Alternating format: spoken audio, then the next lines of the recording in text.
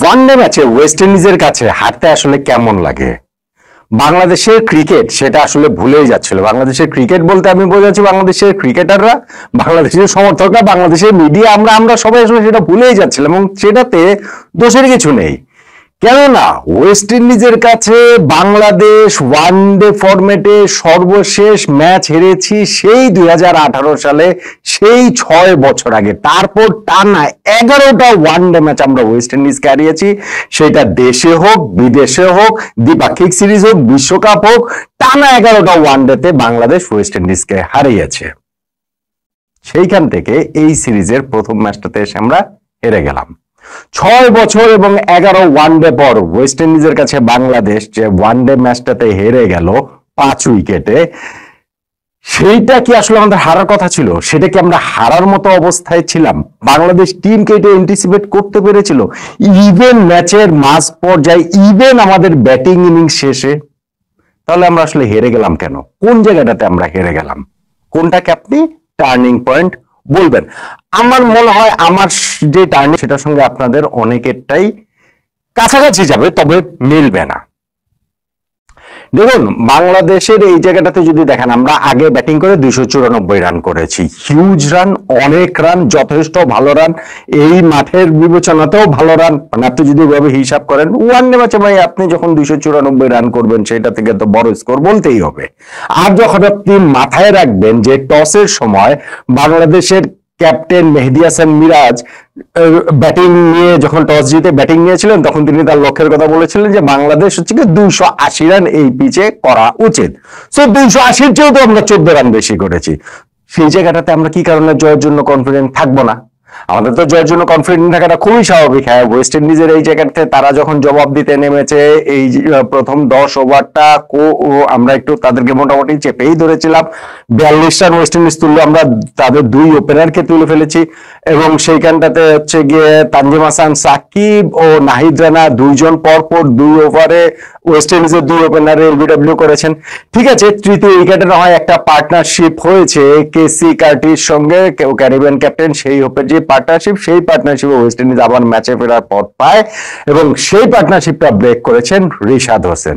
এরপর সেই হোপ আরো একটা পার্টনারশিপ গড়ে তোলেন হচ্ছে গিয়ে শেফরন রাদারফোর্ডের সঙ্গে এবং সেই পার্টনারশিপই বাংলাদেশকে একটু একটু একটু একটু করে ম্যাচ থেকে আসলে ছিটকে ফেলে দিচ্ছিল। অবস্থাটা এরকম গিয়ে দাঁড়িয়েছিল যে 37 ওভার শেষে ক্যারিবিয়ানরা যেই জায়গাটাতে ছিল, যে শেষ 78 বলে তাদের আর 101 রানের মতন, 103 রান এরকম তাদের প্রয়োজন।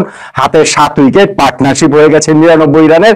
এই পার্টনারশিপটা আসলে ব্রেক করতে হবে, মানে করতেই হবে। ওই সময় মিরাজ আবার নিজেকে বোলিং এ নিয়ে এসে সেই হোপকে আউট করে দিলেন। 88 বলে 86 রান করা ক্যারিবিয়ান ক্যাপ্টেনকে আউট করে দেওয়ার কারণে কিন্তু আমরা একটু আশাবাদী হয়ে উঠেছিলাম, কিন্তু সেটা ওইটুকু আসা পর্যন্তই। কেননা সেই হোপের আউটে 99 রানের পার্টনারশিপ ভেঙেছে বটে, তবে আরো একটা 95 রানের পার্টনারশিপের পথ তৈরি হয়েছে। শেফরন রাদারফোর্ড এইখানে হচ্ছে কি জাস্টিন গ্রেভসকে সঙ্গে নিয়ে ওই পার্টনারশিপটা গড়ে তুলেছেন। হিসাবটা ওই জায়গাটাতে দেখুন যে তাদের শেষ 10 ওভারে 83 রান দরকার ছিল, 9 ওভারে 70 রান দরকার, 8 ওভারে 60 রান প্রয়োজন, 7 ওভারে 45 রান প্রয়োজন। এই যে 7 ওভারে 45 রান প্রয়োজনীয়তা, এই ওভারটাতে তাসকিন করা ওই ওভারটাতে শেফরন রাদারফোর্ড পরপর 2 বলে 2টা ছক্কা মেরেছেন। ওই ওভারটাতে তিনি তার 50-তে পৌঁছেছেন। 47 বলে 50-তে পৌঁছেছেন, সেঞ্চুরিতে পৌঁছে গেছেন 77 বলে, অর্থাৎ পরের 30 বলে তিনি হচ্ছে কি পরের 50 করেছেন। 43 নম্বর ওভারে 50-তে পৌঁছেছেন, 47 নম্বর ওভারে তিনি সেঞ্চুরিতে পৌঁছে গিয়েছেন। যে ওই দৌড়ে 2 রান নিচ্ছিলেন, ওভার থ্রোতে আরো একটা 4 অ্যাড হওয়ার কারণে ওইটা 6 রান লেখা লাগবে, ছক্কা মারেননি তারপরও 6, ওইটাতেই সেঞ্চুরি তার হয়ে গিয়েছে। পরের 2টা বলে আবার পরপর 2 বলে 2টো ছক্কা মেরে আবার তিনি আউট হয়ে গেছেন। কিন্তু ওই যে 113 রানে যে ইনিংসটা খেলে গেছেন শেফরন রাদারফোর্ড, সেইটাই বাংলাদেশকে ম্যাচতে জিততে দেয়নি এবং রাদারফোর্ড একটা দুর্দান্ত ফর্ম নিয়েছেন ক্যারিয়ারের। এটা তার 10th ওয়ানডে, 8 নাম্বার মাত্র ইনিংস এবং এই 8টা ইনিংসের মধ্যে 6টা ইনিংসই তার 50+। এই প্রথম তিনি সেঞ্চুরি করলেন, সর্বশেষ টানা 5ম ইনিংসকে কিন্তু এই 50+-এ তিনি নিয়ে গেলেন এবং ফার্স্ট সেঞ্চুরি ক্যারিয়ারের ওয়ানডে সেঞ্চুরিটা শেফরন রাদারফোর্ড পেয়ে গেলেন এবং সেইটা আসলে জাস্টিন গিবস দুর্দান্ত সাপোর্ট অন্য প্রান্ত থেকে দিয়েছেন। ফলে এই যে দুইটা পার্টনারশিপ হয়েছে, সেই পার্টনারশিপে সেই হোপের সঙ্গে শেফরন রাদারফোর্ডের আরো একটা পার্টনারশিপ হচ্ছে কি এখানে জাস্টিন গিবসের সঙ্গে। এই দুই পার্টনারশিপে বাংলাদেশের আসলে ম্যাচ জেতার মতো অবস্থাতে আমরা ছিলাম না। বাংলাদেশ ম্যাচটা হেরে গিয়েছে আমরা বড় ব্যবধানের ম্যাচটা, যদি আপনি সেইভাবে বিচার করেন 14 বল হাতে রেখে ওয়েস্ট ইন্ডিজ 5 উইকেটে ম্যাচটা জিতে নিয়েছে। এখন আমাদের ক্যাপ্টেন বলেছেন যে ভাই 280 টার্গেট, আমরা 294 করে যখন এরকম ভাবে ম্যাচ হেরে যায় তখন অবভিয়াসলি আপনি বোলারদের কাট করে দাঁড় করতে পারেন, ফিল্ডারদের কাট করে দাঁড় করতে পারেন, এইখান থেকে আপনি টার্নিং পয়েন্ট নিতে পারেন। আমার কাছে ব্যাপারটা সেরকম না। দেখো আমরা যে 294 রান করেছি, শুরুতেই গিয়ে আমাদের ওপেনার সৌম্য সরকার দুর্দান্ত ফর্মে ওইখানটাতে ছিলেন হচ্ছে কি গ্লোবাল সুপার লিগে, এবং সেইখানটাতে আমাদের একটা ভয়ের জায়গা, কোট আনকোট ভয়ের জায়গা তৈরি হয়েছে। এটা সৌম্য বলেন, এটা আমাদের যে কোনো ক্রিকেটারের ক্ষেত্রে হয় যে অন্যান্য দেশীয় ক্রিকেটাররা ফর্মে থাকলে সেই ফর্মটাকে তারা টেনে নিয়ে যান, লম্বা করেন, সময়টা দীর্ঘ করেন। আর আমাদের মনে হয় যে হ্যাঁ রানের কোটা শেষ হয়ে যাচ্ছে, উইকেটের কোটা শেষ হয়ে যাচ্ছে, আর মনে হয় করতে পারবেন না। তো সৌম্য ওইখানে স্কোর করে এসেছেন, একটা ওরকম আশঙ্কার জায়গা ছিল এবং সেইটাকে আশঙ্কাকে সত্যি প্রমাণ করে তিনি 19 রান করে উইকেটের পেছনে ক্যাচ দিয়ে আউট হয়ে গেছেন। 3 নম্বরে নেমেছেন লিটন দাস, তিনি উইকেটের পেছনে ক্যাচ দিয়ে আউট হয়ে গেছেন মাত্র 2 রান করে। এরপরে একটা পার্টনারশিপ হলো যে মেহেদী হাসান মিরাজ এবং তানজিদ তামিম 60 বলে 60 রান করেছেন। মেহেদী হাসান মিরাজ ছিলেন, তিনি এরপরে আফিফ হোসেন ধ্রুবর সঙ্গে আরো একটা 50+ রানের জুটি করেছেন। এখন মেহেদী হাসান মিরাজ যে ব্যাটিংটা করেছেন 74 রান তিনি করেছেন 100-র উপরে বল খেলে। এই ইনিংসটাকে আপনি কাঠগড়ায় দাঁড় করাতে পারেন যে ইনিংসটা স্লো হয়েছে, তুলনামূলক স্লো হয়েছে, এর চেয়ে দ্রুত গতিতে রান করাটা আসলে উচিত ছিল। এবং যখন আপনি ইনিংসের শেষটা আবার যখন আপনি দেখবেন যে না মিরাজ 74 রান করেছেন, অবশ্যই তার আরো দ্রুত গতিতে রান তোলা উচিত ছিল। ইনিংসের শেষটা দেখেন যে মিরাজের আউট হওয়ার পরে আমাদের ওখানে জাকের আলী অনেক এবং মাহমুদুল্লাহ রিয়াদ, এই দুইজন কিন্তু দুর্দান্ত একটা পার্টনারশিপ করেছেন এবং দুইজনই সময়ের যে চাহিদা সেই চাহিদা অনুযায়ী ব্যাটিং করেছেন।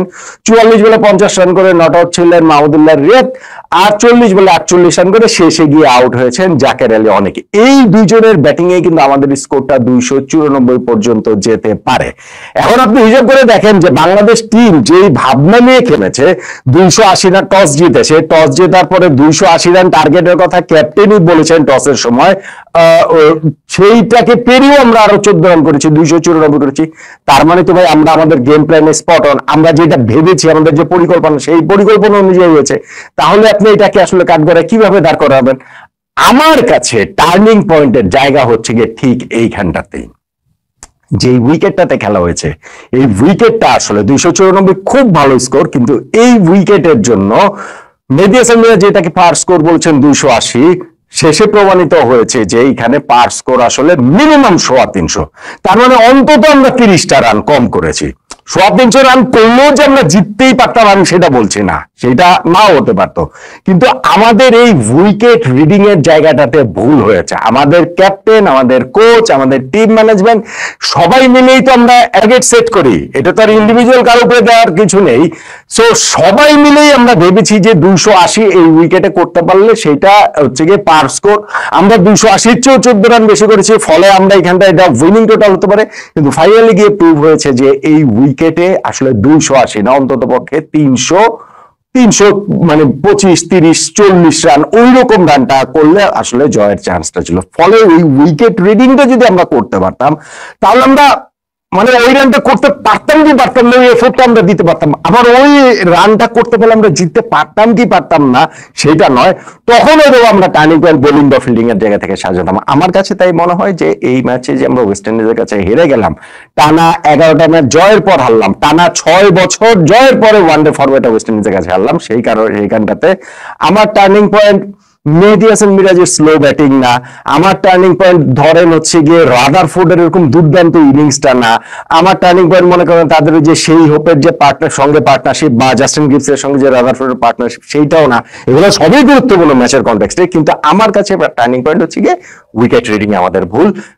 325, 330-এর উইকেটকে 280-র উইকেট ভাবা, এইখানটাতে আমরা ম্যাচটা হেরেছি বলে আমার কাছে মনে হচ্ছে। একমত হবে?